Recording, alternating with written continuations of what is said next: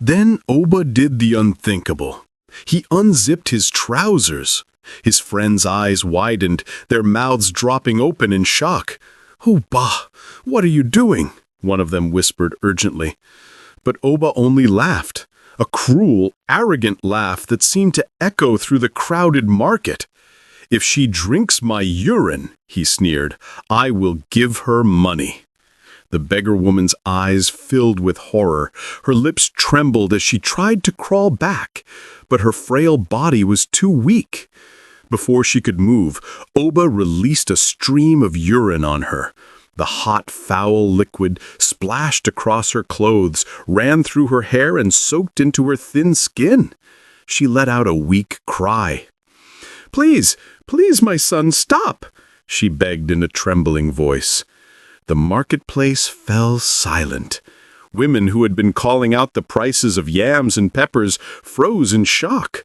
Men who had been haggling for goats and chickens stiffened, their jaws tight. Children stared wide-eyed, some hiding behind their mothers. But Oba only smirked. He zipped his trousers back up, swaggering like a man who owned the world. He was the untouchable, the only son of Chief Okon, the wealthiest and most powerful man in the entire region. Everyone knew Oba. Everyone feared him, not because of kindness or wisdom, but because his father's power made him untouchable. If you angered him, Chief Okon's guards would make your life miserable. That was why no one stepped forward now, even as the old beggar woman wept. They could only whisper amongst themselves, their voices trembling with both fear and anger.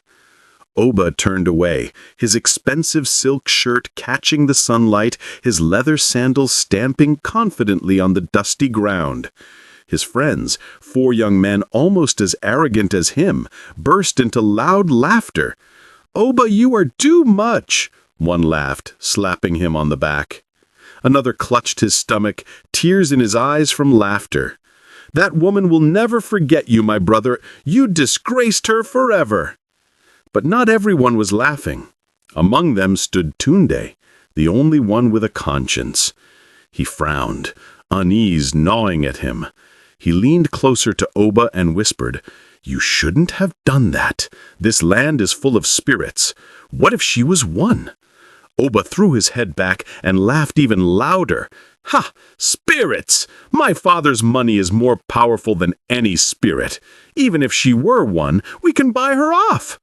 The boys roared again, their voices ringing across the market. As they walked past the stalls, Oba's eyes landed on Mama Ekaite's tomato stall. She was a plump, hard-working woman whose face was glistening with sweat from the midday sun. Her tomatoes were big, red, and fresh, the pride of the market. Oba sneered. "Huh, look at this one, sitting all day like a fat tomato herself." Mama Ekaite looked up, startled but forcing a polite smile.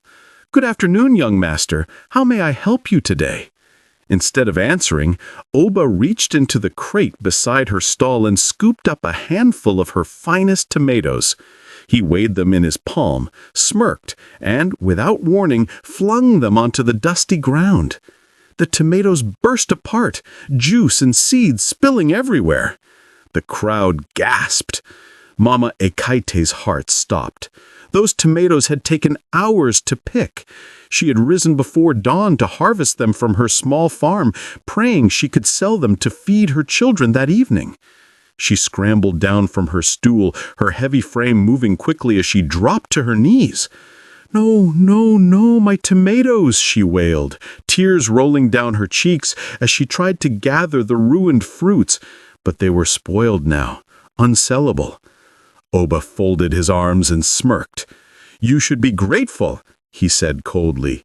"At least you're getting some exercise instead of sitting there and growing round like your tomatoes." His friends howled with laughter, pointing at her as if her suffering were a joke. But the villagers remained silent. Their eyes burned with anger, but no one dared to challenge the chief's son. Mama Ekaite looked up at Oba, tears streaming down her cheeks. "Please, young master, At least pay for them," she begged. Oba tilted his head, pretending to think. Then he burst into laughter. "Pay? Why would I pay when I just helped you burn some calories?" His friends cheered again, but the villagers' silence grew heavier. Mama Ekate's lip trembled as she whispered, "God is watching." Oba rolled his eyes, "Then tell him to buy you new tomatoes." He turned his back, and with his friends laughing like hyenas, Oba walked away as if nothing had happened. But behind him, the marketplace buzzed with whispers. Women shook their heads, old men spat in the dust, children clung tighter to their mothers. "How long will this continue?" they murmured. "How long will we allow this boy to disgrace us?" Yet none dared speak too loudly. Chief Okon's shadow loomed too large. Oba walked on, strutting like a peacock. His friends followed, their laughter echoing behind him. But in the crowd, the beggar woman who had been humiliated earlier was watching. Her frail lips curved into a strange smile. Her eyes glowed faintly as she whispered words no one else could hear. Oba did not know it yet, but in that moment, his downfall had already begun. The next morning, the sun rose over Itoro as always. The roosters crowed, the goats bleated, and women streamed into the marketplace with baskets balanced on their heads. But inside Chief Okon's compound, something was very wrong. Oba staggered out of his chamber, his eyes red and swollen. His once smooth skin glistened with sweat, his hands trembling as though he had fought a battle all night. The guards bowed, but secretly exchanged uneasy glances. Never before had they seen the prince so shaken. "Bring me palm wine," Oba barked, his voice hoarse.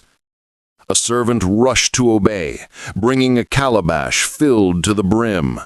But just as Oba lifted it to his lips, his hands began to shake uncontrollably.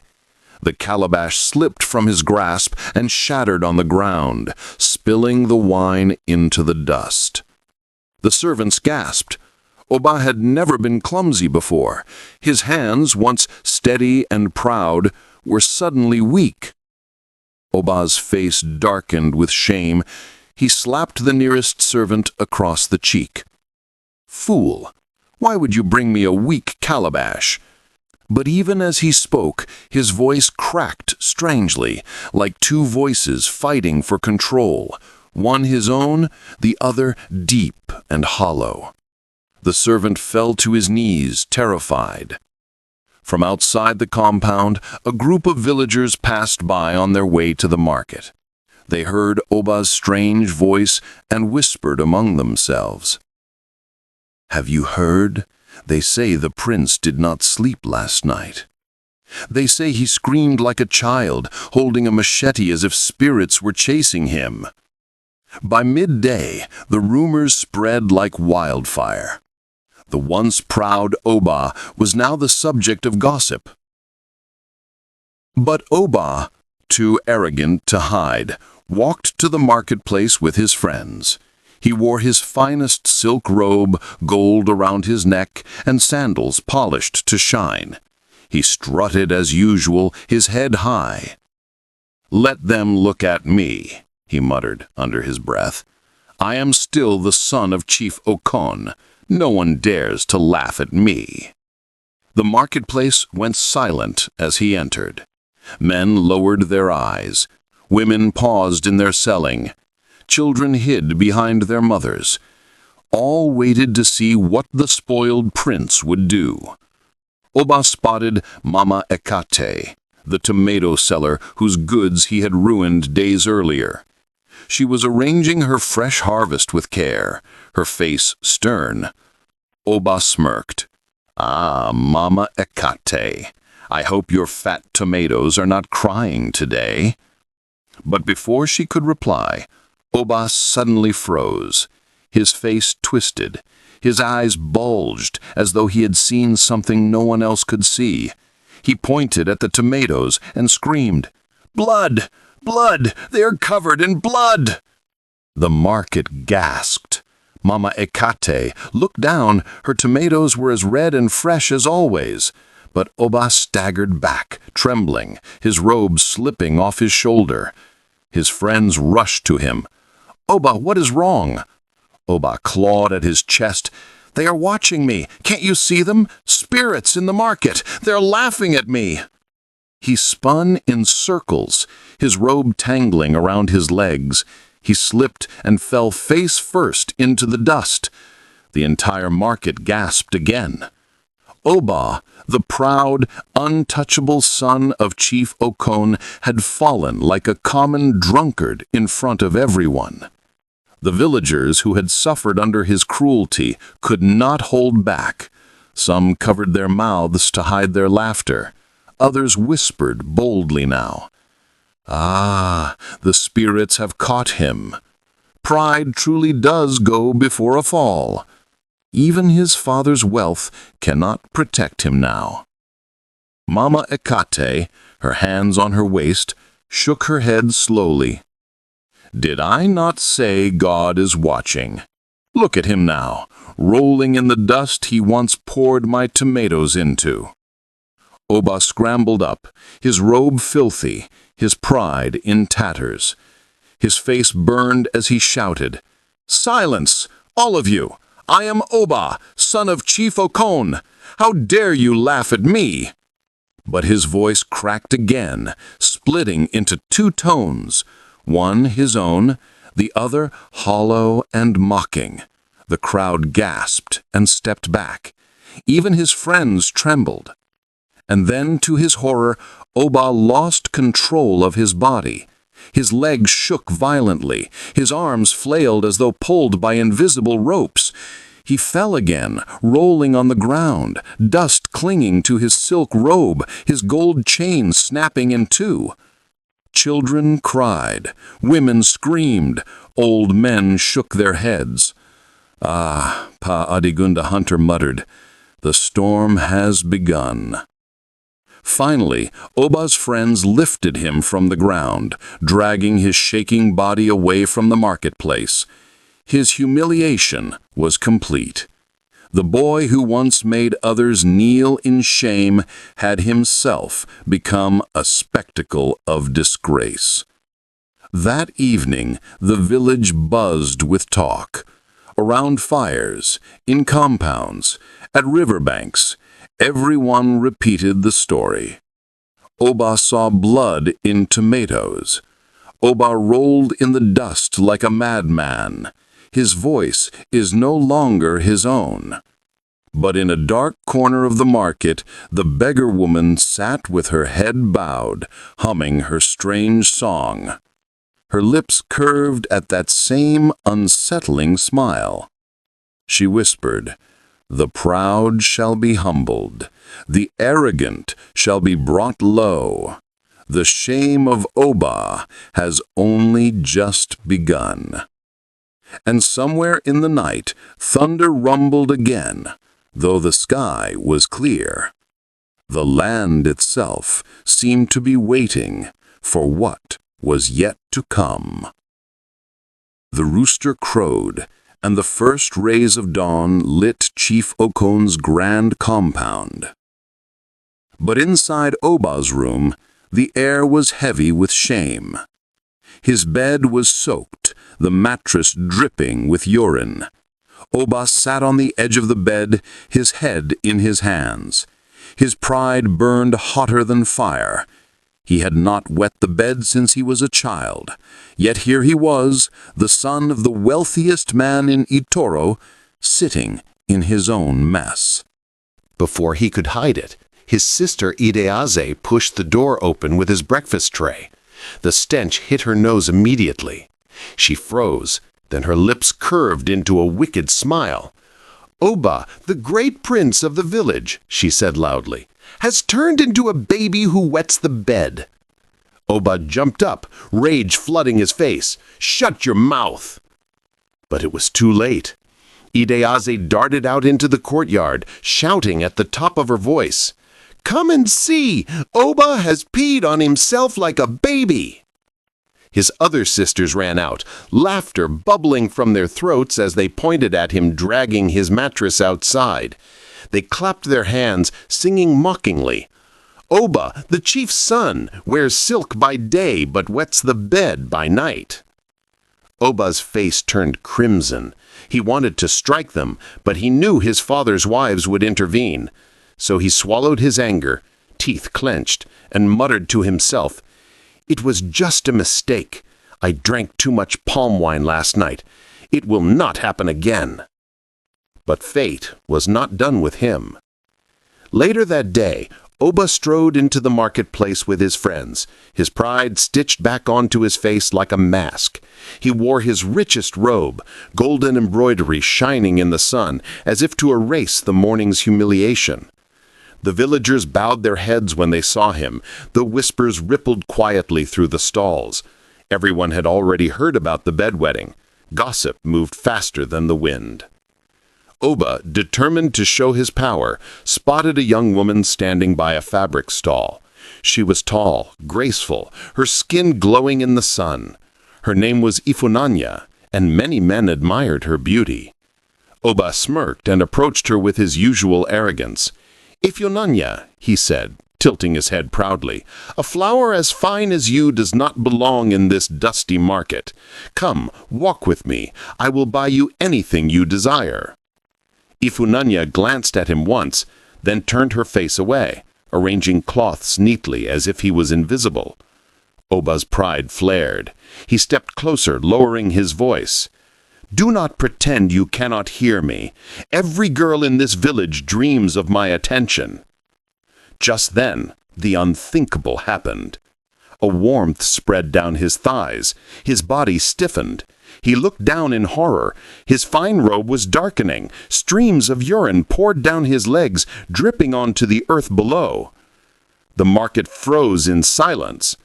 Then gasps erupted, followed by laughter that spread like wildfire. "The great Oba is peeing on himself!" a man shouted. "Ah, the gods are punishing him!" a woman whispered loudly. Children pointed and cackled, holding their noses. Ifunanya stepped back, her beautiful face twisted in disgust. "Shame on you," she hissed. Oba's friends stared in disbelief before laughter broke from their lips as well. Even they could not defend him. One of them slapped his knee, tears streaming from his eyes. "Oba the mighty, reduced to a baby in the marketplace." Oba's face burned hotter than the sun. He tried to cover himself with his robe, but the damage was done. Humiliation wrapped him like chains. He pushed through the crowd, running as laughter followed him down the street. By evening, the whole village buzzed with the story. Around fires and cooking pots, people whispered, "The chief's son wets his bed. He disgraced himself in the marketplace. This is no accident. It is punishment from the gods." In the compound, Chief Okon scolded his wives for allowing the gossip to spread, but even he could not silence the whispers of a village that had long suffered under his son's cruelty. That night, Oba tossed and turned on his clean mattress, his eyes wide open. Sweat poured down his face, his stomach twisted in pain. He clutched his belly, gasping. Then, with trembling legs, he rushed to the toilet. As he urinated, a sharp pain tore through him, making him scream into the darkness. He looked down, and his eyes widened in terror. The water beneath him was red. Blood. Oba staggered back, his breath coming in ragged gasps. His scream echoed through the compound, awakening his sisters, his father, and the servants. "Father! Father!" Oba cried, his voice cracking. "Something is wrong with me!" The great chief rushed in, his face paling when he saw the bloodstains.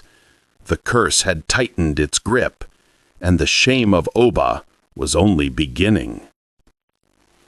The compound of Chief Okon no longer echoed with the laughter of women, the chatter of children, or the booming voice of its master.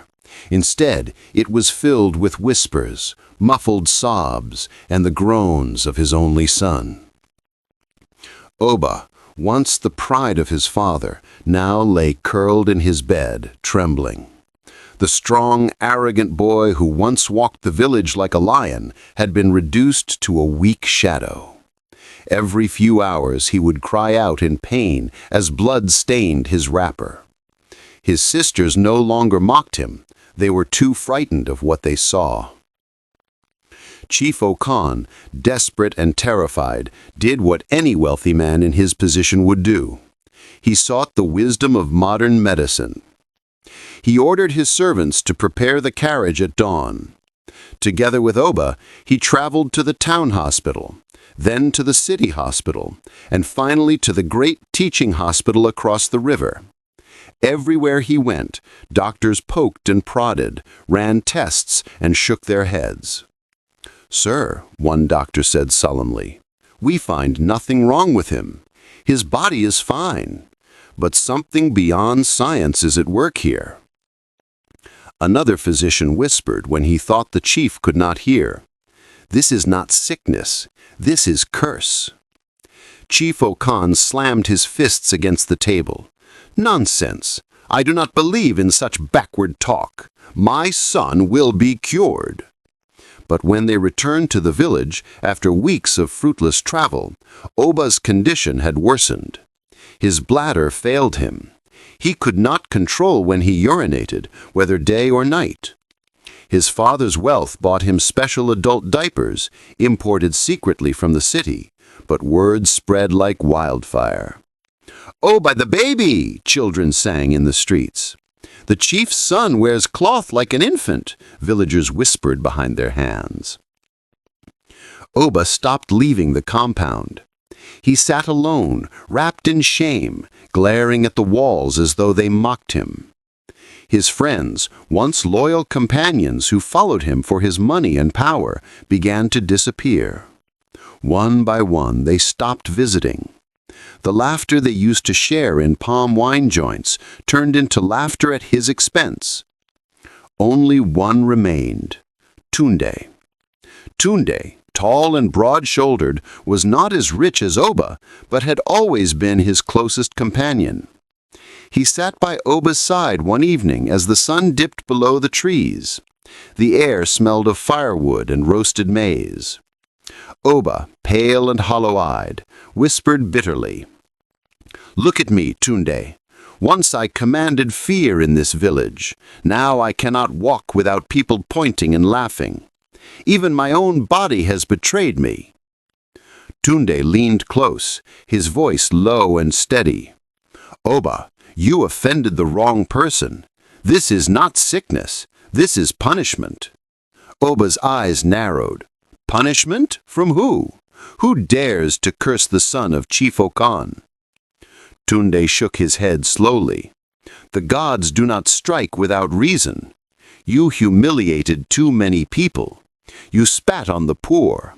You mocked the elders. You trampled hearts without care.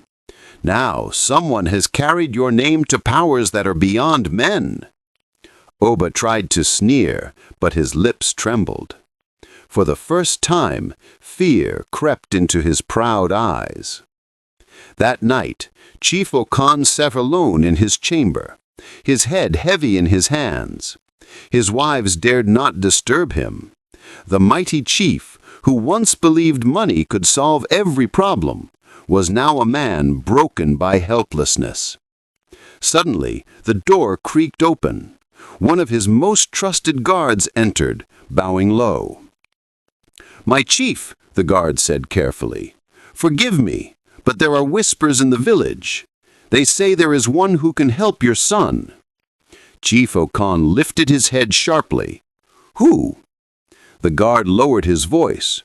"A witch doctor, a man who lives deep in the forest, beyond the hills. They say his eyes see what ordinary men cannot. He is feared, for his power is not of this world. But those who went to him with true desperation returned with answers." Chief Okon's heart caught in his throat. He had always dismissed such talk as superstition, yet his son's blood-stained cries haunted him. The great hospitals had failed him. The doctors had failed him. Even his own wealth had failed him. Now the whispers of the villagers carried the weight of truth. The chief's heart pounded as he stared into the flickering flame of the oil lamp. A witch doctor? Was he truly ready to step into that world of shadows and spirits? From Ova's chamber came a piercing scream, louder than before. The sound of pain, raw and endless. Chief Okon rose to his feet, his decision burning in his eyes. If the forest witch doctor was the last hope for his son, then so be it. Tomorrow he would seek the man who walked between the living and the dead. And thus began the chief's desperate descent into darkness. The next morning, before the rooster crowed, Chief Okon was already awake. His eyes were bloodshot from lack of sleep, his face pale from worry. For days, Oba had wailed in his chamber, his cries filling the night like the howling of a wounded animal. Every scream pierced the chief's heart like a spear. Now, with his decision made, he stood at the edge of the forest. The villagers had warned him. The journey to the witch doctor was not for the faint-hearted. The path was dark even at midday, the trees so thick that sunlight could barely touch the ground. Strange cries of unseen birds echoed in the distance. 2 guards followed him behind, carrying torches and charms tied around their waists for protection. Even they trembled as the forest swallowed them whole. The chief muttered to himself as he walked, "For my son I will face anything. I will not let him die in shame." Hours passed. The deeper they went, the stranger the air became. The forest smelled of damp earth, of decay and secrets. The rustle of leaves seemed to whisper his name. Once, a shape moved in the shadows, tall and thin like a man, but when the torches shone, there was nothing. At last, they arrived at a clearing where smoke rose from a hut built of mud and bones. Skulls of goats and strange carvings hung from the roof. Red cloths fluttered in the wind, though there was no breeze. One of the guards froze. "Chief, perhaps we should turn back. This place is not for men of flesh and blood." Chief Okon silenced him with a glare. He stepped forward, heart pounding. From the hut came a voice, deep and echoing, as though more than one person spoke at once. "Enter, chief of the village. I have been expecting you." The guard's knees buckled, but Chief Okon pushed open the door. Inside, the air was thick with smoke from burning herbs. The walls glowed with markings drawn in chalk and blood. At the center of the room sat the witch doctor, an old man with skin as dark as night, his beard long and white, his eyes shining like coals in fire. Before Chief Okon could speak, the old man lifted a hand. "Say nothing. Your son's cries reached me days ago. His shame follows him like a drumbeat. You have come to know why." The witch doctor reached into a calabash and drew out bones, shells, and feathers. He muttered words in a tongue older than the trees, then cast them onto the ground. The bones rattled, the shells spun, and the feathers trembled as if blown by an unseen wind. For a long time the witch doctor stared, his head tilting from side to side. Then he spoke, his voice heavy with finality. "Your son urinated on a spirit in disguise." Chief Okon's heart stopped. "What?" The old man's eyes blazed. "Yes, a spirit walked among your people, hidden in the body of a beggar woman. The gods often test men through the week to see if kindness lives in their hearts. But your son spat on her, disgraced her with his arrogance, and poured urine upon her head."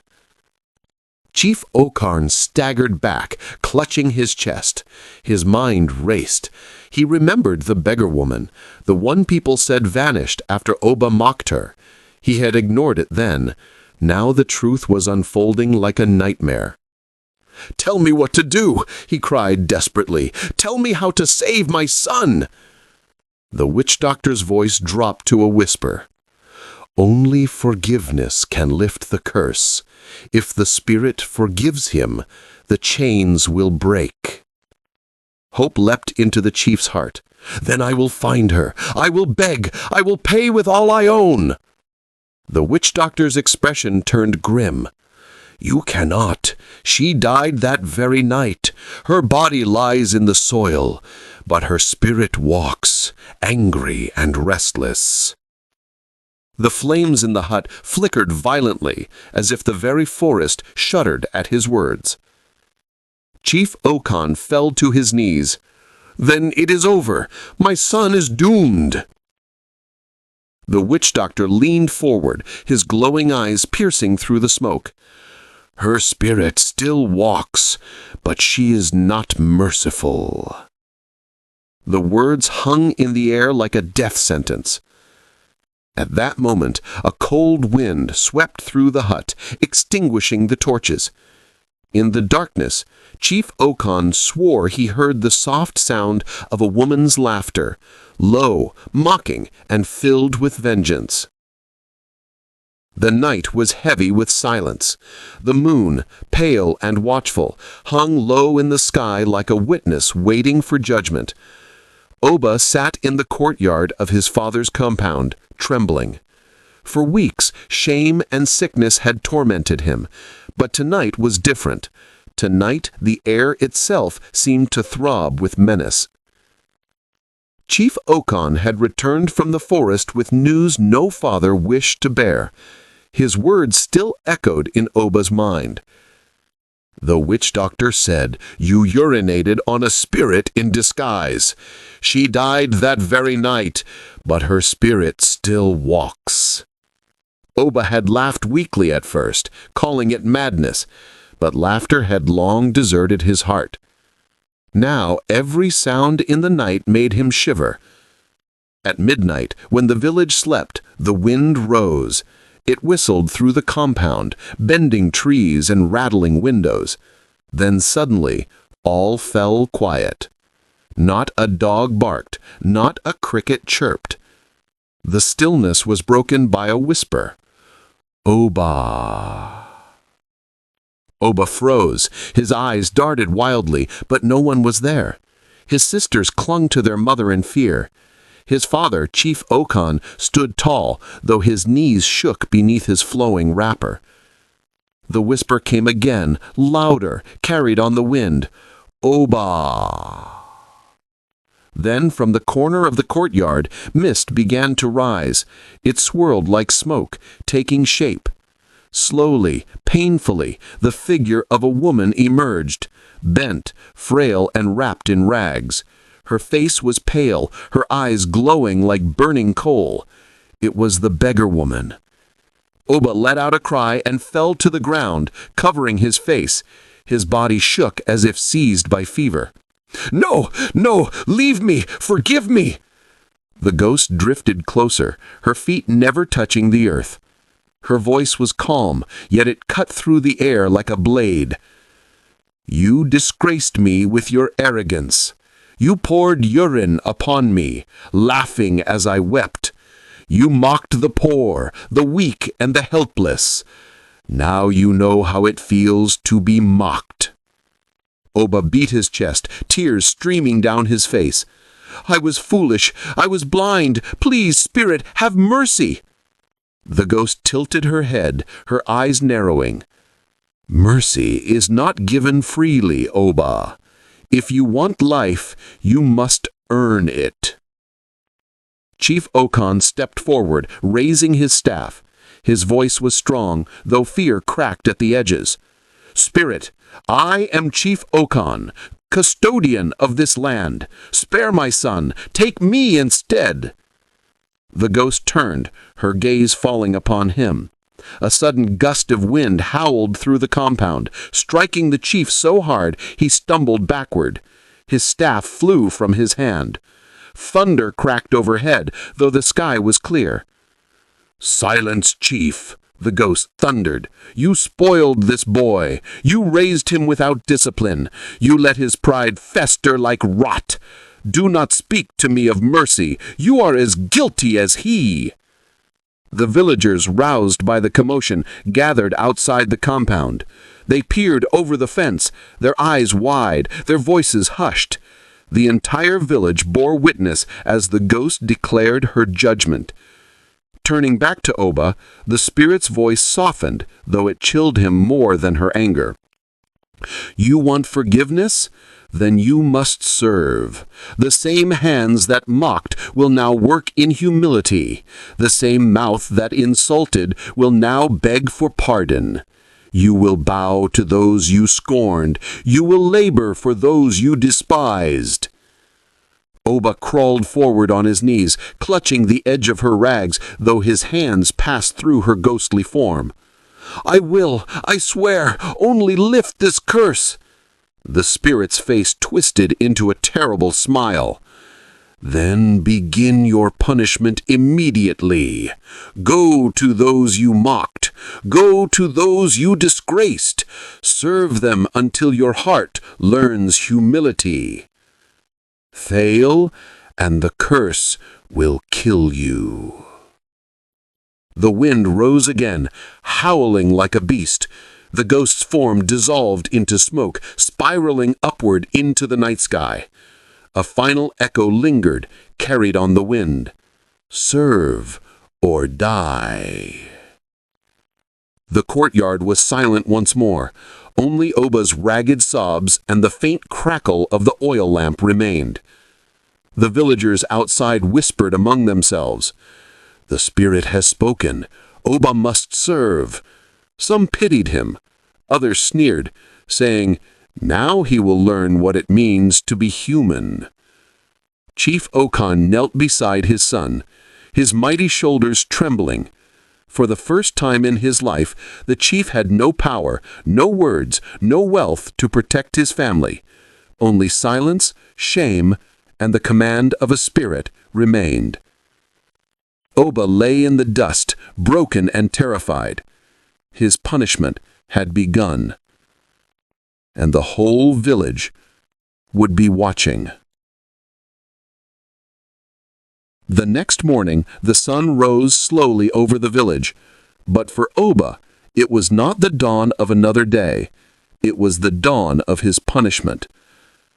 At the break of light, he was seen dragging a clay pot of water toward the cemetery, his once proud steps now slow and heavy. His wrapper was torn, his face hollow. People gathered to watch, murmuring in disbelief. "Is that not Oba, the son of Chief Okon?" one man whispered. "The same Oba who mocked everyone in this market?" another replied. "Hey, now see him, scrubbing graves like a common slave." At the far end of the cemetery, Oba knelt by a mound of earth where the beggar woman had been buried. The soil was still fresh, and a crooked wooden cross stood above it. He poured the water onto the ground and began to scrub the stones and weeds around the grave. His once soft hands, unfit for labor, grew red and sore. Every day he returned. He swept the area, washed the cross with palm oil, and left food at the grave's edge. Villagers came and watched. Some laughed, some spat, some shook their heads in pity. But the humiliation had only begun. The spirit's command still burned in his mind. "Go to those you mocked. Go to those you disgraced. Serve them until your heart learns humility." So Oba went first to Mama Ekaet, the tomato seller whose wares he had once kicked aside in arrogance.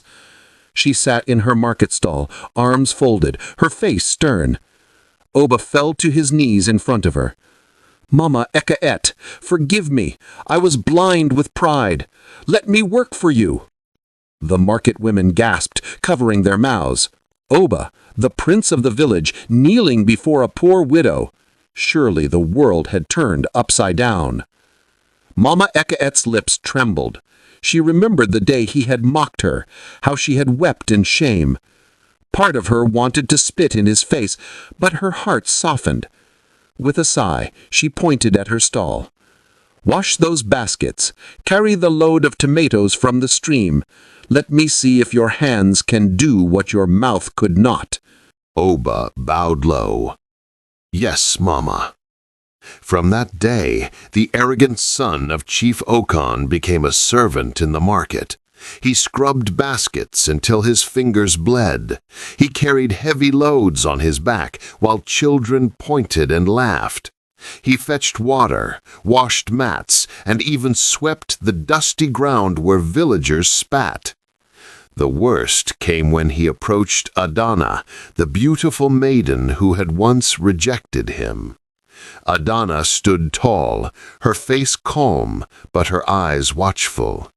Oba knelt before her, bowing his head. "Adana, I wronged you. I insulted you when you showed me nothing but honesty. Forgive me. Let me work for you." The crowd hushed. Some chuckled, waiting for her to mock him in return, but Adana only looked at him for a long time. "Work for me, Oba. Then fetch firewood for my mother's kitchen. Fetch water from the stream. Do it without complaint." Oba nodded, his pride swallowed. For days he carried heavy logs for Adana's family, his muscles straining under the weight. He fetched water until his shoulders ached. Still he did not complain. The villagers mocked him endlessly. "Oba, the slave," children cried. "Where is your father's wealth now?" women sneered. "Even the gods laugh at you," old men muttered. But as the weeks passed, something strange began to happen. A few villagers noticed his sincerity. Mama Ekate's heart softened each time she saw him bow low. Adana, though stern, began to see the change in his eyes. Even some market women who once cursed him began to say quietly, "Perhaps the boy has learned." Yet not everyone was ready to forgive. Oba's former friends, the same ones who once drank palm wine with him, who had enjoyed the power and wealth of his arrogance, stood at the edge of the market, watching him with wicked smiles. "Look at him," sneered Ekong, the loudest of them all. "Our proud prince, carrying baskets like a donkey." Another laughed. "This is our chance. We must disgrace him further. If the village begins to forgive him, his shame will end too quickly. Let us remind him of who he really is." Their laughter was low and cruel, like hyenas circling prey. As Oba bent low, scrubbing the market ground with his bare hands, his old companions leaned together, plotting. "Let us plan his downfall," one whispered. "We will set a trap he cannot escape. Then his humiliation will never end." Oba, unaware of their whispers, kept working. His sweat dripped into the dust, his pride buried with every stroke of his hand. But in the shadows, betrayal was already taking shape. The market was buzzing with life that morning. The air was thick with the smell of roasted maize and dried fish, women shouting their prices as buyers bargained. But all that noise faded when Oba walked past, carrying a basket of rotten tomatoes on his head. Children pointed at him and laughing. "Oba the bedwetter," they chanted. "Look at the prince of shame," shouted another. Oba's carrying a basket of rotten tomatoes on his head. Children pointed at him and laughing. "Oba the bedwetter," they chanted. "Look at the prince of shame," shouted with humiliation. But he said nothing. He simply kept walking, his bare feet dusty, his hands blistered from days of hard work. At the edge of the market, his old companions gathered. Ekong, Jide, and the others who had once followed him like loyal dogs when he was the chief's son of power. Now they leaned against a palm tree, their laughter cruel and loud. "See how the mighty has fallen," Ekong sneered, his voice carrying. "Oba, our great prince, is now Oba the bedwetter. Should we buy you diapers for the road?" The crowd burst into laughter.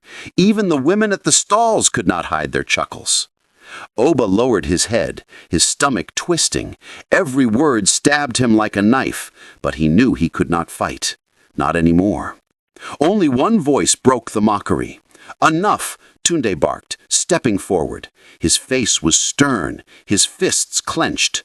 "You mock a man who is already down. Are you proud of yourselves?" Ekong rolled his eyes. "Tunde, don't pretend you are better than us. This boy deserves every laugh. Did he not mock us too? Did he not mock the entire village when he was rich?" Tunde's jaw tightened. Yes, he was cruel, but the gods have already judged him. His suffering is punishment enough. The others scoffed, ignoring Tunde's warning. They huddled together, whispering with sly grins. "Let us not stop at laughter," Jide said. "We must destroy him completely. Let us make him an outcast forever." "How?" another asked. Jide's eyes gleamed. "Simple. We will frame him. We will say he has stolen from the market. Then the villagers will finish him off with their own hands." They nodded eagerly like vultures circling a dying animal. The plan was quick. When Mama Ekaet stepped away from her stall, Ekong slipped a handful of her ripe tomatoes into Oba's sack without anyone noticing.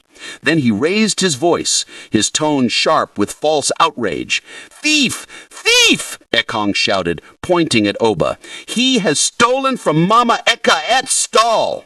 The market froze. Heads turned. All eyes fell on Oba, who stood frozen, tomatoes spilling from his basket. "What? No! I did not steal anything! I swear it!" But the crowd was already stirred. "Thief!" a man shouted, picking up a stone. "After all his wickedness, now he steals too?" a woman spat. "Stone him! Let him pay for his sins!" someone else cried. The crowd surged forward, stones in hand. Fear gripped Oba's chest as he stumbled backward, his voice trembling. "Please, I did not steal. I am telling the truth." But no one listened. Their rage was louder than his words. Just as the first stone was about to fly, a voice cut through the chaos. "Stop!" It was Adana. She stepped boldly between Oba and the angry villagers, her eyes blazing with courage. She raised her hands high. "Have you no eyes? Did you not see who placed those tomatoes in his sack? It was Ekong. I saw it with my own eyes."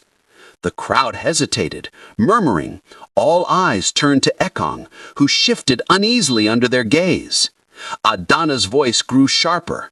"Oba has been serving us all, humbling himself every day. Why would he steal when he has already suffered this much? Do not let your hatred blind you to the truth." Silence fell. Slowly, the stones dropped from people's hands. Murmurs rippled through the crowd, this time against Ekong and his friends. Ekong sneered, trying to laugh it off, but the villagers' eyes burned with suspicion. His plan had failed.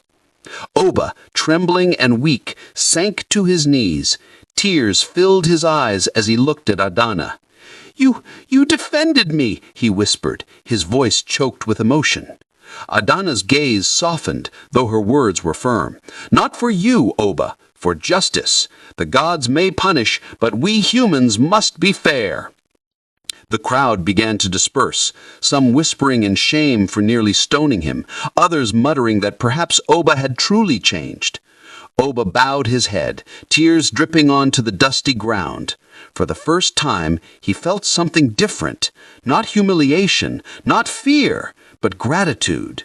His heart, once filled with arrogance, now trembled with a new understanding. So this is kindness, he thought. This is mercy. The very thing I denied others when I had power.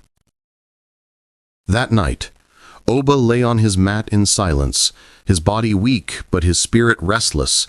He stared at the ceiling, Adana's voice echoing in his mind. For the first time in his life, Oba began to see not just his shame, but the meaning behind it. And as sleep crept over him, one truth struck his heart with power. If he ever wanted forgiveness, he would need to learn kindness, not from wealth, not from power, but from humility. The harmattan winds blew softly through the village, carrying with them the scent of burning firewood and the cries of distant children at play. It had been many months since Oba's humiliation began. Months of carrying baskets for market women, scrubbing the graves of the forgotten, and bowing his head to those he once mocked. Day after day, the people watched him change. At first, they laughed, mocking the proud prince who wore adult diapers, who begged forgiveness with cracked lips and blistered feet. But as the moons passed, something shifted. His voice lost its arrogance. His eyes, once sharp with pride, now softened with humility. He no longer demanded respect. He earned it with quiet service. Oba was no longer the chief's spoiled son. He was a servant of the people. One morning, as he bent over Mama Ekaet's doorstep, sweeping the dust from her compound, she laid a wrinkled hand on his shoulder. "My son," she said gently, "enough. The gods have seen your suffering. You have changed." Oba looked up at her, his face lean from hardship. "Ma, I have not done enough. I mocked you when you were weak. How can sweeping your floor erase that shame?" But Mama Ekaet only shook her head. "True repentance is not in words, but in the heart. And your heart has changed." That very night, something strange happened. Oba was asleep when he felt a burning in his body, sharper than ever before. He bolted upright, his voice tearing through the silence. "Ah!" he cried. "Father, help me!" Chief Okon, who had been keeping vigil at his son's side, rushed forward. "Oba, what is it? Speak, my son!" Oba clutched his stomach, trembling. For months, he had endured the shame of bedwetting, the pain of blood in his urine. But now, something was different. The pain surged like fire, then suddenly, it was gone. Oba gasped. His mat was dry. The torment had ended. Chief Okon blinked in disbelief. The curse. It has lifted. At that moment, a low rumble of thunder rolled across the night sky. The air grew heavy, and a familiar voice echoed from the shadows of the hut. It was the spirit of the beggar woman. Her form glowed faintly, her voice strong, yet calm. "Oba," she said, "you mocked the weak, and the gods punished you. But through humility and service, your heart has been reborn. You are no longer the prince of pride, but a man who knows compassion. The curse is broken." Oba fell to his knees, his forehead pressing into the ground. "Great Mother, forgive me. I will never return to my old ways." The spirit's eyes softened. "Rise, Oba. You have learned the lesson. Respect is not demanded by wealth or power. It is given to those who serve with kindness." And with that, her form faded into the night, carried away by the wind. For a long while, father and son sat in silence. Then Chief Okon sighed deeply, his face heavy with shame. "My son," he whispered, "the gods judged you, but they judged me as well. I gave you everything, money, pride, arrogance. I made you into a monster. Had I guided you with humility, perhaps this curse would never have come." Oba turned to his father, his eyes wet. "No, Papa. The fault was mine too. I chose cruelty when I could have chosen kindness. But now, I see the truth."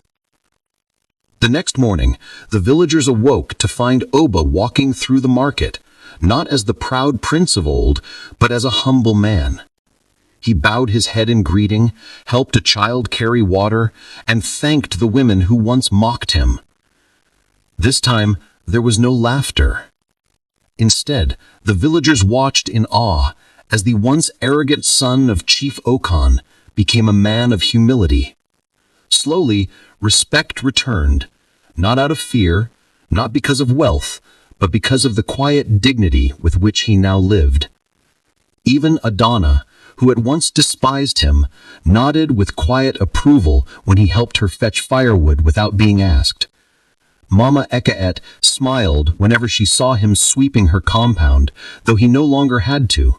And the children, who once chanted Oba the bedwetter, now ran to him joyfully, calling, "Uncle Oba, tell us a story!" The change was complete. One evening, as the sun set over the palm trees and the village gathered in the square, Chief Okon stood before them, his voice trembling with emotion. "My people, you have all seen my son fall. You have all seen his shame, but you have also seen his redemption. The gods teach us not to despise anyone, for the lowly may rise, and the mighty may fall."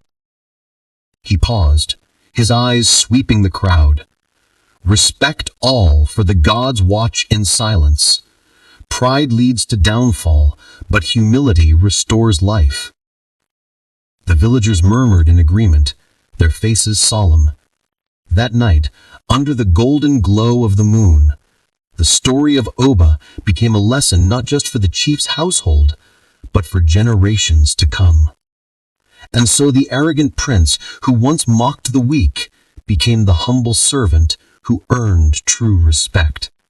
His name, once cursed, was remembered, not for disgrace, but for the lesson his suffering brought to the village. The moral of this story is that pride may lift a man high, but it blinds him to the ground beneath his feet. In mocking the weak, Oba mocked the gods themselves, and he fell. But through humility and service, he rose again. Respect is not bought with wealth or demanded with power.